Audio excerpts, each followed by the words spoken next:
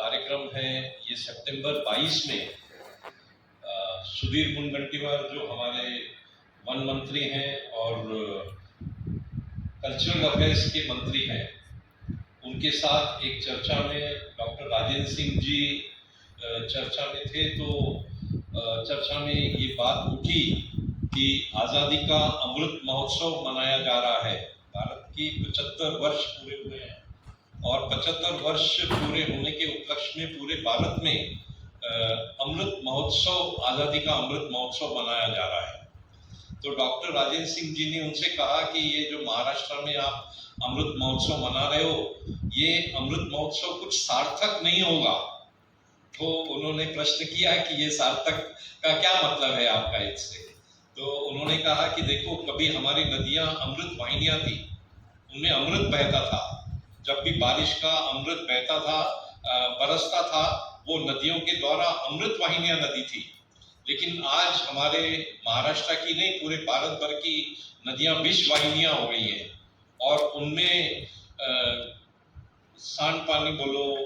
उसमें waste water बोलो, polluted water बोलो, इंडस्ट्री का पोल्यूशन बोलो, ये बहुत बड़ी मात्रा में बहकर और वो विष वाहिनियां हो गई हैं। कई नदियां तो मृत हो चुकी हैं और सूख चुकी हैं।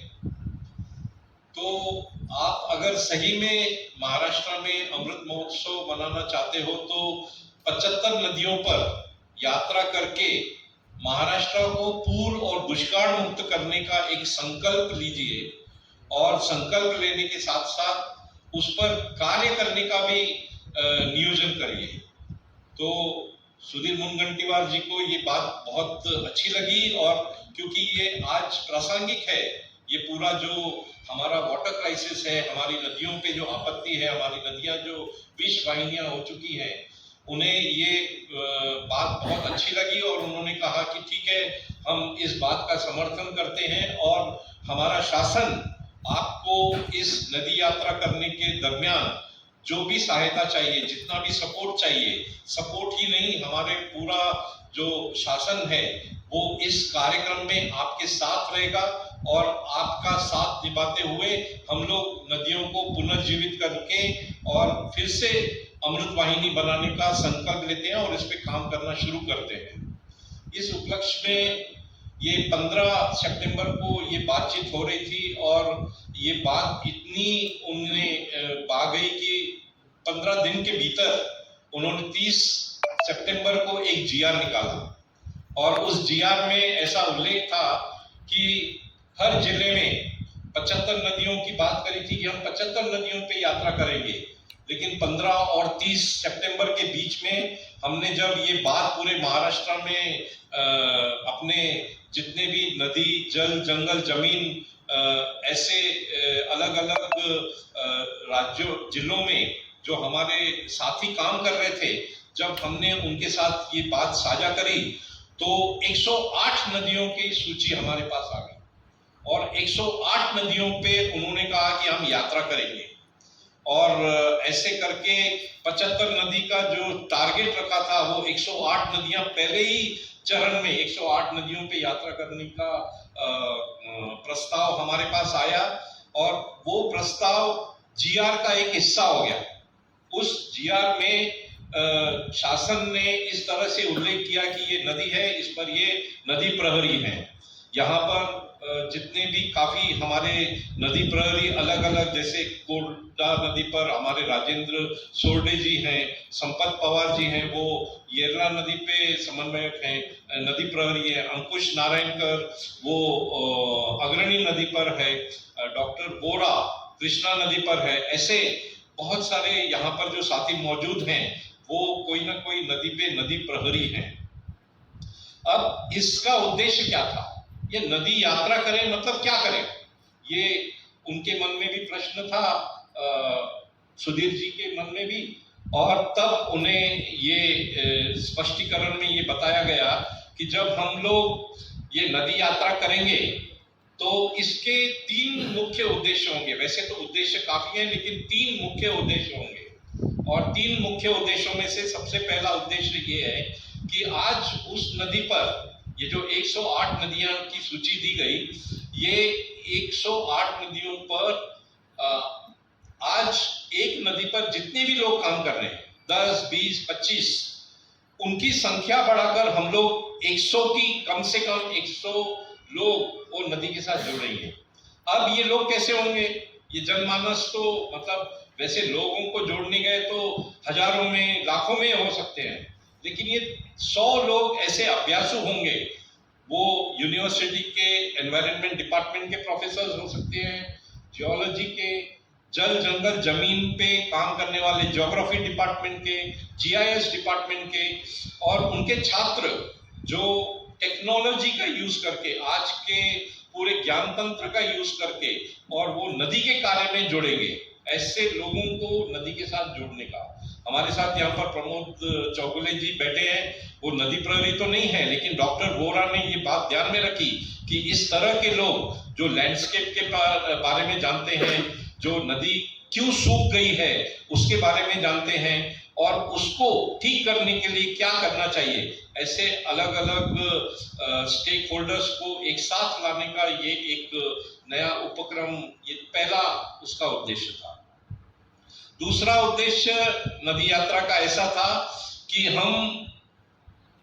नदी यात्रा के दौरान उस रिवर बेसिन में, उस नदी खोरे में जितने भी गांव हैं,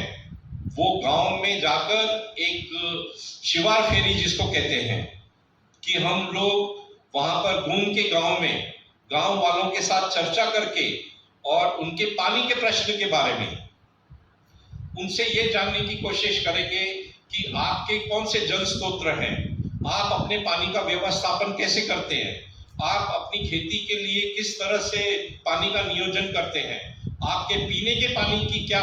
समस्या है या पीने के पानी का क्या आपका स्रोत है, और उसको साफ करने के लिए, प्योर ड्रिंकिंग वाटर बनाने के लिए आपके यहाँ पर क्या सुविधाएं हैं।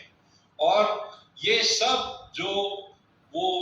हमें लोगों के साथ संपर्क करके जो लोगों का ज्ञान है, लोगों के उस स्थानिक पारंपरिक, क्योंकि वो अपने गांव में पानी का नियोजन कर रहे हैं और अपने गांव में सदियों से कई सदियों से उस गांव में रहते हैं और उस गांव के पानी के व्यवस्थापन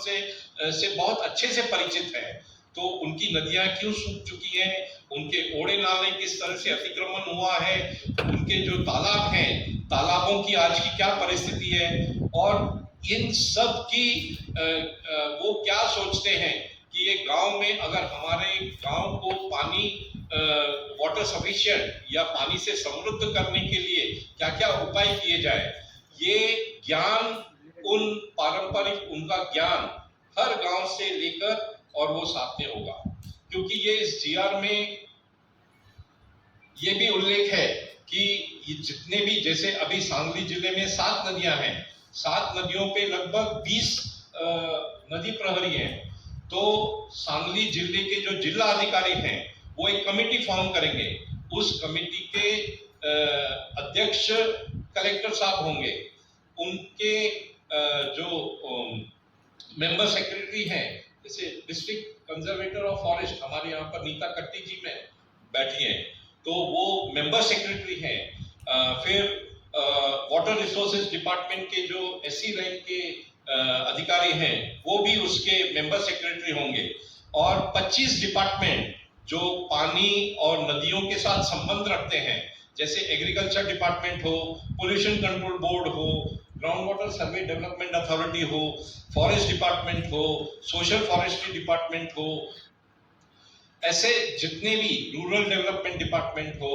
इंडस्ट्री डिपार्टमेंट हो, ऐसे जितने भी डिपार्टमेंट्स हैं 25,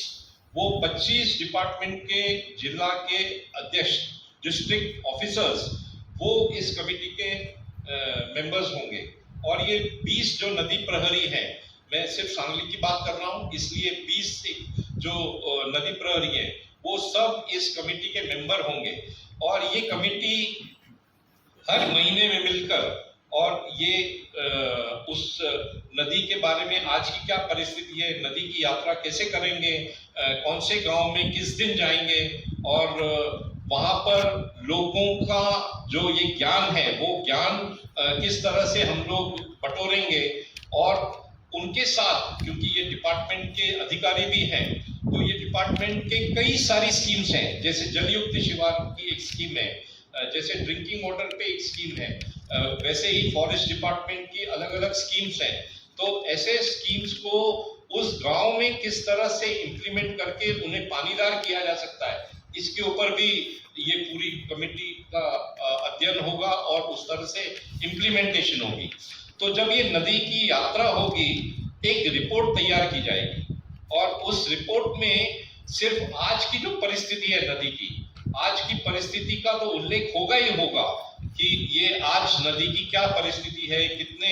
गंदे पानी के नाले उसमें मिल रहे हैं, कितना वृक्ष तोड़ उसके तट पे हो गया है, या कहीं पर रिच बायोडाइवर्सिटी है, तो बायोडाइवर्सिटी इतनी रिच है उसका भी कहीं ना कहीं फोटोग्राफ्स लेके उसका नोटिंग वहां पर किया जाएगा। तो ऐसे नदी प्रहरियों के द्वारा नदी यात्रा करके एक रिपोर्ट बनाई जाएगी। ये रिपोर्ट आज की परिस्थिति तो बताएगी, लेकिन साथ में क्योंकि लोगों ने अपनी एस्पिरेशंस बताई है कि हमारे गांव को अगर पानीदार करना है, तो हमारे गांव में ये जो तालाब है इसमें मिट्टी भर चुकी है, गाद से भर चुकी है, तो इसकी डीसिल्टिंग और इसको अगर हम इनकी पानी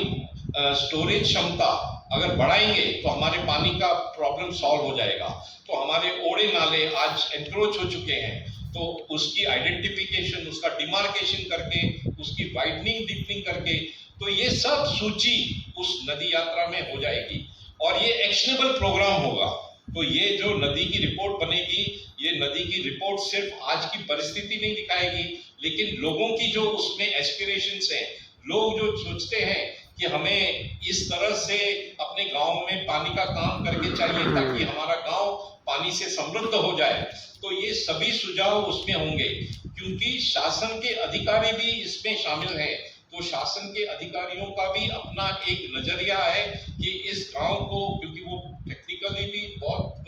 साउंड है, टेक्निकली बहुत माहिर है, तो उन्हें भी पता है कि इस गांव में किस तरह से क्या इंटरवेंशंस करके, किस तरह से पानी के संधारण का काम करके और उसको पानी से समृद्ध किया जा सकता है, कैसे ग्राउंड वाटर को रिचार्ज करवाया जा सकता है। तो ये सभी पहलुओं के ऊपर, उसमें वेस्ट वाटर ट्रीटमेंट का क्या इशू है, वहां पर सॉलिड वेस्ट मैनेजमेंट हर उस गांव की कैसी है, तो ये सभी जो आयाम है, सभी मुद्दे जो हैं, ये रिपोर्ट में कवर होके और ये एक्शनेबल प्रोग्राम होगा। तो ये जब उन मंत्री जी ने सुना तो वे बहुत प्रभावित हो गए, इसलिए 15 ही दिन में एक जिया निकल गया और 2 अक्टूबर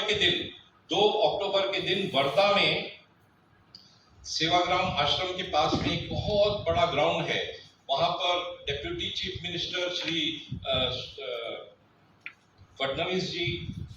सुधीर मुनगंटीवार जी और विखे पाटिल जी, ये सभी मौजूद थे और लगभग 8-10 हजार की संख्या में लोग उपस्थित थे उस सभा में। उस सभा में ये 75 नदियों के जितने भी नदी प्रहरी आए थे, उनको कलश, इस तरह का एक कलश और एक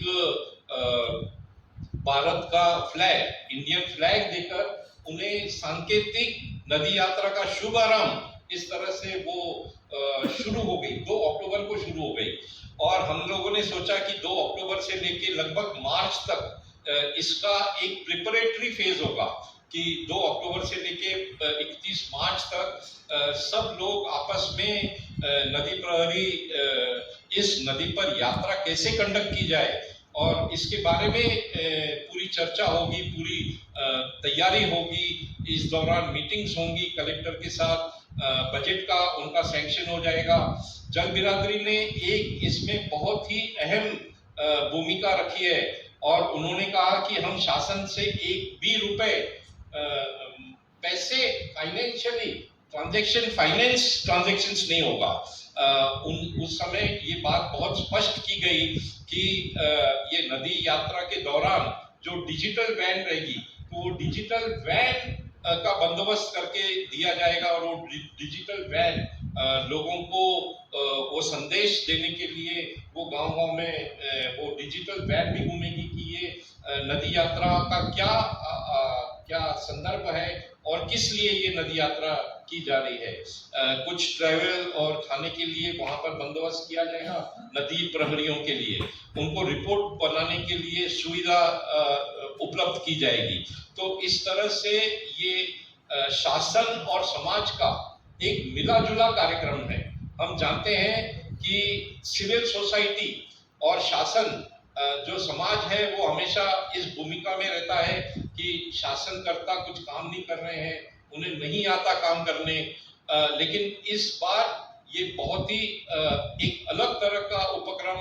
यहाँ पर किया गया है। यहाँ पर जो समाज का दायित्व है, समाज की जो जिम्मेदारी है नदियों के प्रति, तो समाज के जो प्रतिनिधि इस जिम्मेदारी को समझते हैं और उस जिम्मेदारी का निर्वाह करना चाहते हैं, उन्होंने इन नदियों की जिम्मेदारी लेकर, जो शासन की भी जिम्मेदारी है, तो शासन की जिम्मेदारी को अपनी जिम्मेदारी समझकर as a partner, as a collaborator हम लोग कंधे से कंधा मिलाकर, हम लोग साथ में मिलकर इन नदियों को कैसे पुनर्जीवित किया जा सकता है,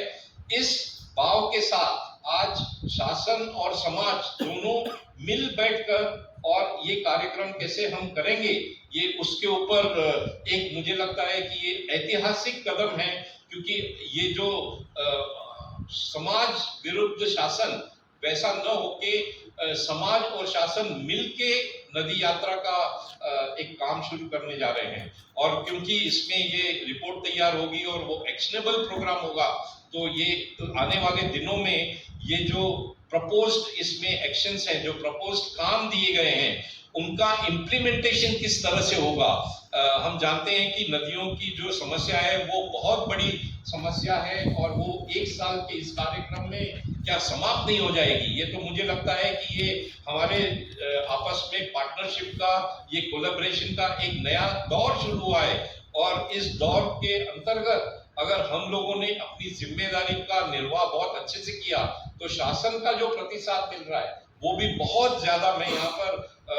तहे दिल से महाराष्ट्र शासन को सबसे पहले अभिवादन करना चाहूंगा कि उन्होंने ये पहल करके और नदियों की जो समस्या है, समाज के साथ मिलकर उन नदियों को प्रश्नों का समाधान ढूंढने के लिए साथ में मिलकर चलने की एक पहल दिखाई है। बस इतना ही मैं बात रखूंगा।